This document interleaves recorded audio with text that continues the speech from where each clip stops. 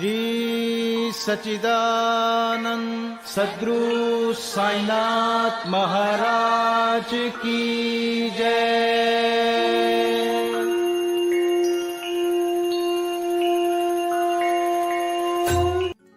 साईं नाम का सुमिरन हर पर परमानंद दिलाता है। हर विपदा हर कठिनाई में बेड़ा पार लगाता है। आत्मसमर्पण कर साईं की शरण में जो भी जाता है, जन्म मरण के आवागमन से मोक्ष वही पा पाता है। ओम श्री साईनाथाय नमः। आदरणीय साईं भक्तों, आप सभी को हृदय की गहराइयों से सादर प्रणाम। साईं ज्ञान गंगा के सभी एपिसोड्स को पसंद करने के लिए आपका दिल से आभार। आशा करते हैं कि साईं ज्ञान गंगा का ये नया वीडियो भी आपको अवश्य पसंद आएगा। पसंद आने पर आप वीडियो को लाइक कीजिएगा, ज्यादा से ज्यादा शेयर कीजिएगा, और यदि आपने अभी तक हमारे चैनल को सब्सक्राइब नहीं किया है तो प्लीज अभी सब्सक्राइब कीजिएगा। तो आइए शुभारंभ करते हैं साईं ज्ञान गंगा का। जब कोई प्राणी संतों के चरणों पर अपना मस्तक रखकर प्राण त्याग दे तो उसकी मुक्ति हो जाती है। मृत्यु के समय जो अंतिम इच्छा या भावना होती है वही भवितव्यता का निर्माण करती है।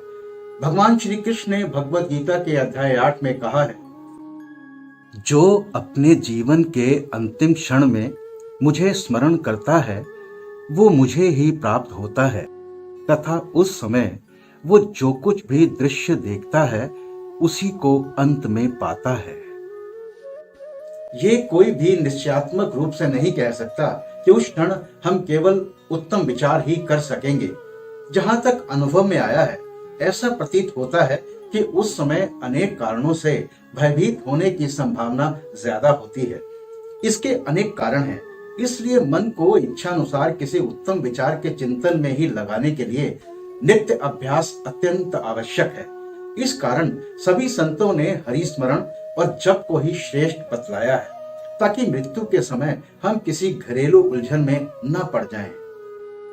अतः ऐसे अवसर पर भक्तगण पूर्णतः संतों के शरणागत हो जाते हैं, ताकि संत जो कि सर्वज्ञ हैं उचित पथ प्रदर्शक कर हमारी यथेष्ट सहायता करें। इसी प्रकार के कुछ उदाहरण इस अध्याय में प्रस्तुत हैं। सबसे पहले उदाहरण में जिक्र श्री विजयानंद का। एक मद्रासी सन्यासी श्री विजयानंद मानसरोवर की यात्रा करने निकले। मार्ग में वे बाबा की कीर्ति सुनकर शिरडी आए, जहां उनकी भेंट हरिद्वार के सोमदेव जी स्वामी से हुई और इनसे उन्होंने मानसरोवर की यात्रा के संबंध में पूछताछ की। स्वामी जी ने उन्हें बताया कि गंगोत्री से मानसरोवर 500 मील उत्तर की ओर है, तथा मार्ग में जो कष्ट होते हैं उनका भी उल्लेख किया, जैसे कि बर्फ की अधिकता, 50 कोस तक भाषा में भिन्नता तथा भूटान वासियों के संशयी स्वभाव जो यात्रियों को अधिक कष्ट पहुंचाया करते हैं। ये सब सुनकर सन्यासी का चित्त उदास हो गया और उसने यात्रा करने का विचार त्याग कर द्वारका माई में जाकर बाबा के श्री चरणों का स्पर्श किया। बाबा क्रोधित होकर कहने लगे, इस निकम्मे सन्यासी को निकालो यहाँ से, इसका संग करना व्यर्थ है। सन्यासी बाबा के स्वभाव से पूर्णतः अपरिचित था।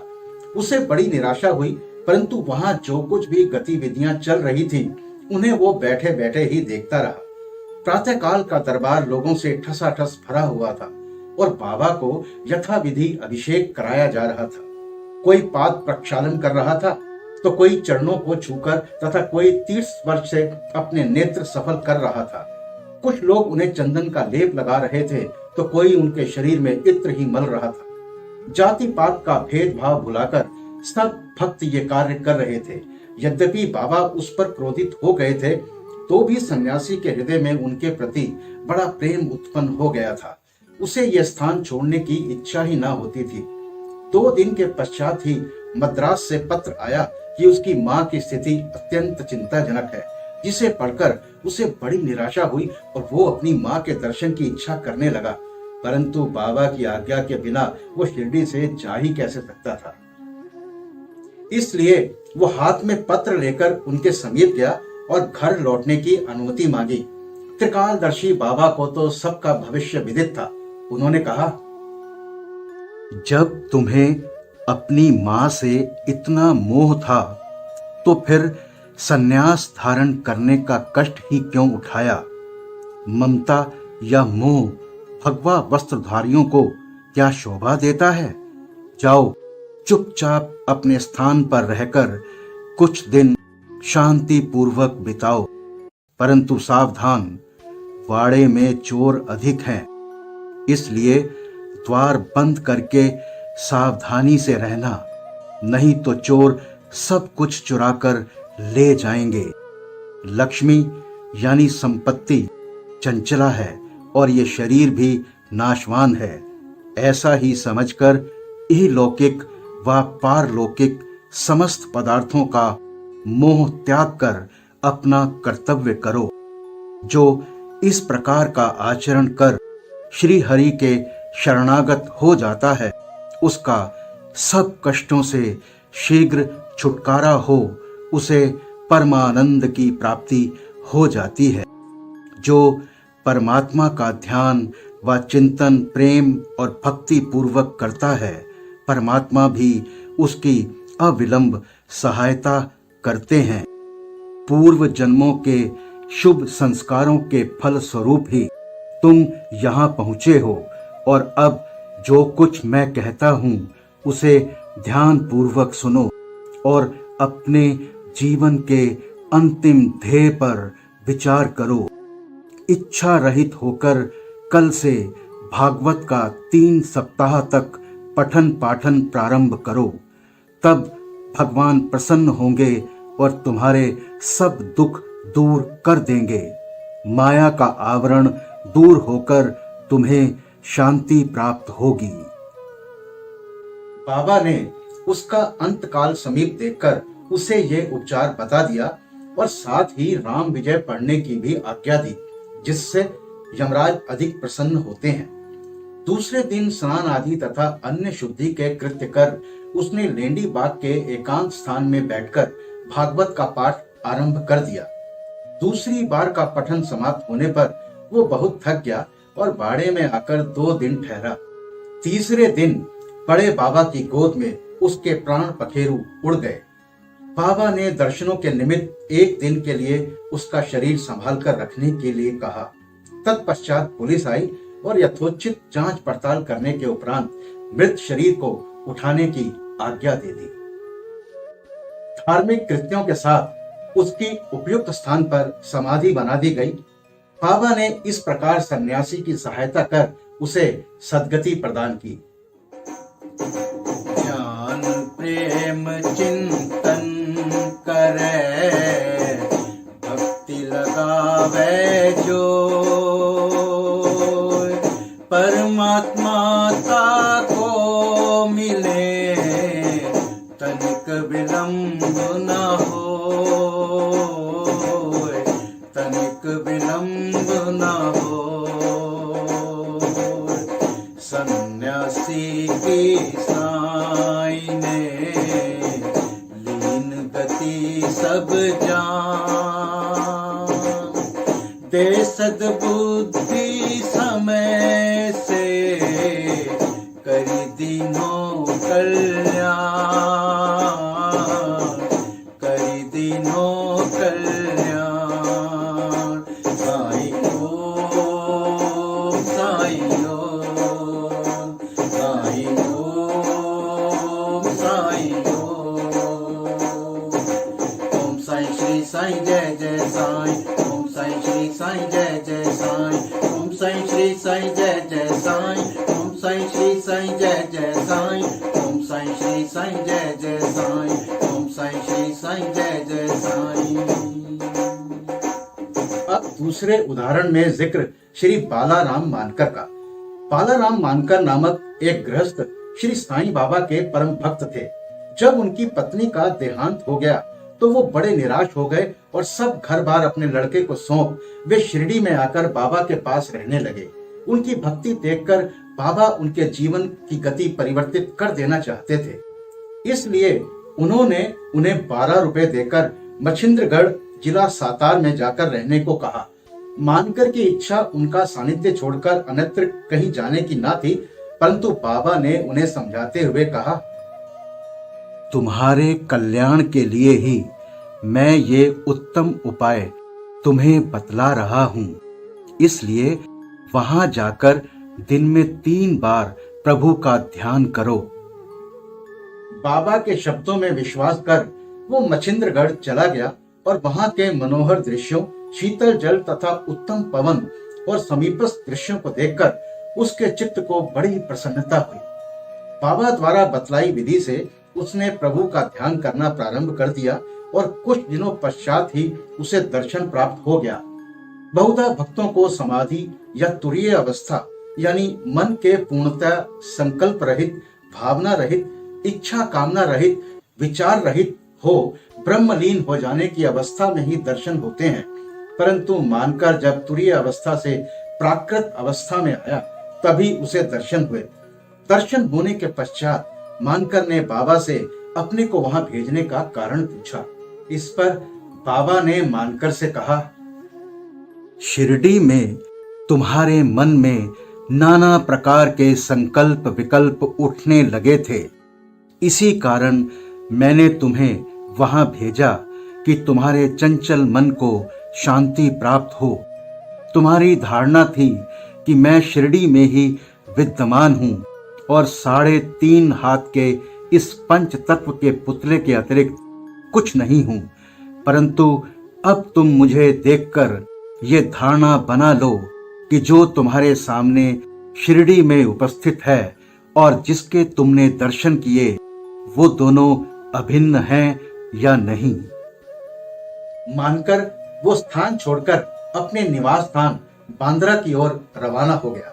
वो पूना से दादर रेल द्वारा जाना चाहता था, परंतु जब वो टिकट घर पर पहुंचा तो वहां अधिक भीड़ होने के कारण वो टिकट खरीद न सका। इतने में ही एक देहाती जिसके कंधे पर एक कंबल पड़ा था तथा शरीर पर केवल एक लंगोटी के अतिरिक्त कुछ न था, वहां आया और मानकर से पूछने लगा कि आप कहाँ जा रहे हैं। मानकर ने उत्तर दिया कि मैं दादर जा रहा हूं। तब वो कहने लगा कि मेरा ये दादर का टिकट आप ले लीजिए, क्योंकि मुझे यहाँ एक आवश्यक कार्य आ जाने के कारण मेरा जाना आज न हो सकेगा। मानकर को टिकट पाकर बड़ी प्रसन्नता हुई और अपनी जेब से वे पैसे निकालने लगे। इतने में ही टिकट देने वाला आदमी भीड़ में कहीं अदृश्य हो गया। मानकर ने भीड़ में पर्याप्त छानबीन की, परंतु सब व्यर्थ ही हुआ। जब तक गाड़ी नहीं छूटी मानकर उसके लौटने की ही प्रतीक्षा करता रहा, परंतु वो अंत तक न लौटा। इस प्रकार मानकर को इस विचित्र रूप में द्वितीय बार दर्शन हुए। कुछ दिन अपने घर ठहरकर मानकर फिर शिरडी लौट आया और बाबा के श्री चरणों में ही अपने दिन व्यतीत करने लगा। अब वो सदैव बाबा के वचनों और आज्ञा का पालन करने लगा। अंततः उस भाग्यशाली ने बाबा के समक्ष ही उनका आशीर्वाद प्राप्त कर अपने प्राण त्याग दिए। अब बात तात्या साहेब नूलकर की। सन 1909 में जिस समय तात्या साहेब पंढरपुर में उप न्यायाधीश थे, उसी समय नाना साहेब चांदोरकर भी वहां के मामलतदार थे। ये दोनों आपस में बहुधा मिला करते और प्रेम पूर्वक वार्तालाप किया करते थे। तात्या साहेब संतों में अविश्वास करते थे, जबकि नाना साहेब की संतों के प्रति विशेष श्रद्धा थी। नाना साहेब ने उन्हें साईं बाबा की लीलाएं सुनाई और एक बार शिरडी जाकर बाबा का दर्शन लाभ उठाने का आग्रह भी किया। वे 2 शर्तों पर चलने को तैयार हुए। पहली शर्त कि उन्हें ब्राह्मण रसोइया मिलना चाहिए और दूसरी शर्त की भेंट के लिए नागपुर के उत्तम संतरे होने चाहिए। शीघ्र ही ये दोनों शर्तें पूर्ण हो गईं। नाना साहब के पास एक ब्राह्मण नौकरी के लिए आया, जिसे उन्होंने तात्या साहब के पास भेज दिया और एक संतरे का पार्सल भी आया, जिस पर भेजने वाले का कोई पता ना लिखा था। उनकी दोनों शर्तें पूरी हो गई थी, इसलिए अब उन्हें शिरडी जाना ही पड़ा। पहले तो बाबा उन पर क्रोधित हुए, जिससे तात्या साहेब थोड़ा अजीब सा महसूस करने लगे, परंतु जब धीरे धीरे तात्या साहेब को विश्वास हो गया कि साईं बाबा सचमुच ही ईश्वर अवतार हैं, तो वे बाबा से प्रभावित हो गए और फिर जीवन पर्यंत वहीं रहे। जब उनका अंतकाल समीप आया तो उन्हें पवित्र धार्मिक पाठ सुनाया गया और अंतिम क्षणों में उन्हें बाबा का पद तीर्थ भी दिया गया।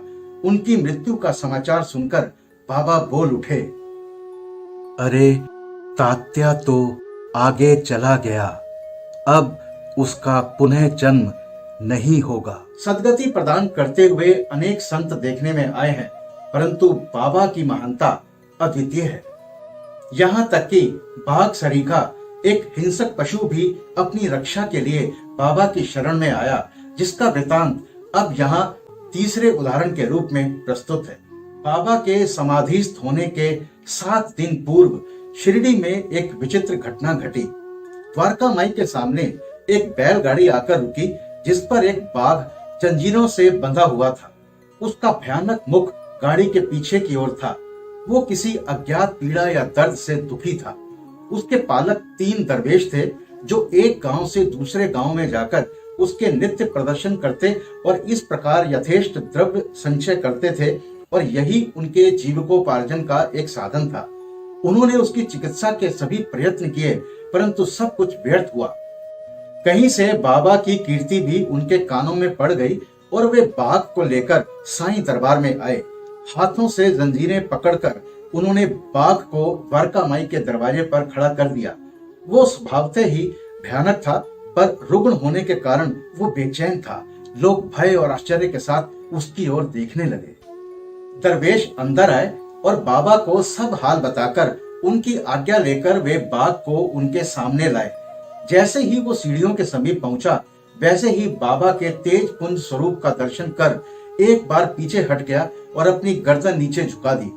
जब दोनों की दृष्टि आपस में एक हुई, तो बाघ सीढ़ी पर चढ़ गया और प्रेम पूर्ण दृष्टि से बाबा की ओर निहारने लगा। उसने अपनी पूंछ हिलाकर 3 बार जमीन पर पटकी और फिर तत्क्षण ही अपने प्राण त्याग दिए। उसे मृत देखकर दरवेशी बड़े निराश हुए और दुखी हुए। तत्पश्चात जब उन्हें बोध हुआ, तो उन्होंने सोचा कि प्राणी रोगग्रस्त था ही और उसकी मृत्यु भी सन्निकट ही थी। चलो, उसके लिए अच्छा ही हुआ कि बाबा सरीखे महान संत के चरणों में उसे सद्गति प्राप्त हो गई। वो दरवेशियों का ऋणी था, और जब वो ऋण चुक गया तो वो स्वतंत्र हो गया और जीवन के अंत में उसे साईं चरणों में सद्गति प्राप्त हुई। जब कोई प्राणी संतों के चरणों पर अपना मस्तक रखकर प्राण त्याग दे, तो उसकी मुक्ति हो जाती है। पूर्व जन्मों के शुभ संस्कारों के अभाव में ऐसा होना भला कहाँ संभव है। पूर्व जन्म के कर्म रही, ऋण चुकवायो आए। पुण्य कर्म फल रूप में बाघ प्रभु चरण पाही।